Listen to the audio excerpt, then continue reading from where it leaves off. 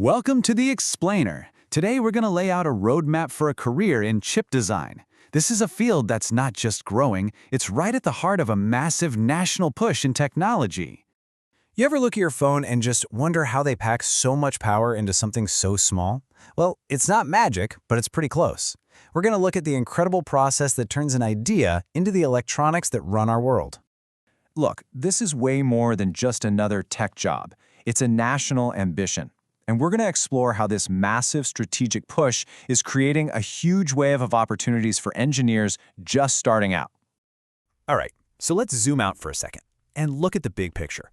Why is everyone, from the government to universities, talking about semiconductors and chips in India right now? Well, because it's not just about business. This is a national mission. This vision is all about making India self-reliant in technology, and it's setting the stage for a whole new era of homegrown innovation. And just to give you an idea of the scale we're talking about here, $1 trillion. That's what the global semiconductor industry is expected to be worth by 2030. And you better believe India is getting ready to grab a major piece of that pie. So how do you get ready for that? Well, the Indian government has a plan. It's called the Chips to Startup or C2S program. The goal is pretty ambitious. Train 85,000 professionals who are ready to hit the ground running. And as you can see, they're already well on their way. And this isn't just theory, The results are already rolling in, and they're pretty incredible. We're talking about students actually making their own chips, filing patents, and developing what are called IP cores. Think of them like the essential Lego blocks for designing much bigger, more complex chips. Okay, so we've talked about the big picture, but what does a chip designer, actually do day to day? What's the process of taking an idea and turning it into a physical chip? Conceptually, you can think about it with this model, the Gajewski-Kuhn Y chart. It's kind of like juggling three things at once. You have to balance what the chip does, that's its behavior. What it's made of, that's its structure. And how it's all physically laid out, that's its geometry. But okay, in the real world, engineers need a step-by-step process, and that's where the RTL to GDS flow comes in. Think of it like a super high-tech assembly line for chips. RTL is basically the code that describes what the chip does, and GDS is the final blueprint you send to the factory. This whole journey from code to a physical thing has these key stages. You start by writing the code. Then powerful software turns that code into circuits, plans out the chip's real estate, places millions of tiny components, builds the master clock network, and finally wires everything together. It's a wild ride. All right, that flow sounds complicated, right? So what are the actual tools you need to master to get through it? What's in the toolkit of a VLSI engineer? First things first, it all starts with code. But hold on, we're not talking about your typical Python or Java here.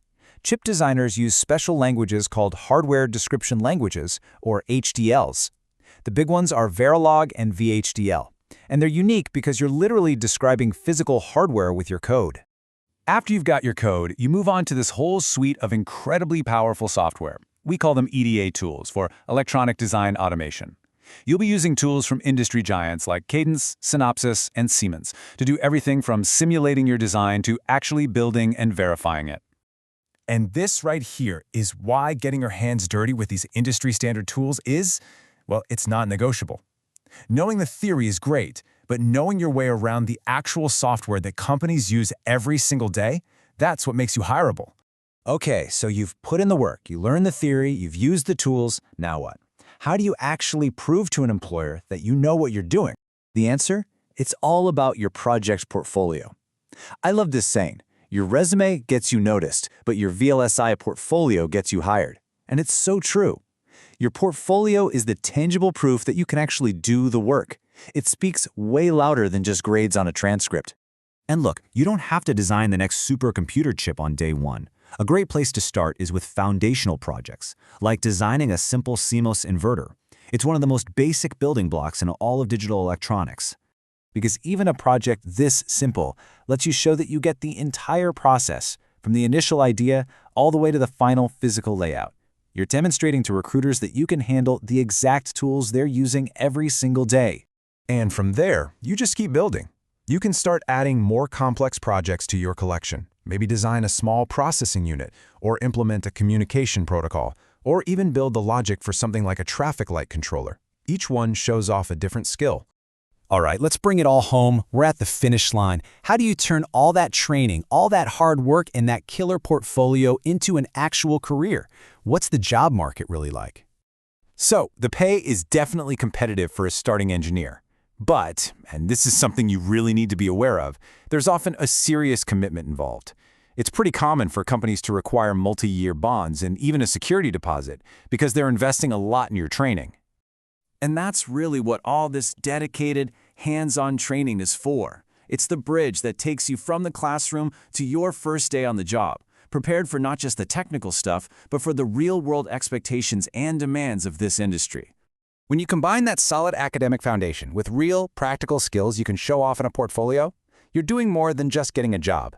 You're getting a chance to be part of this huge national mission to put India at the center of the global chip industry.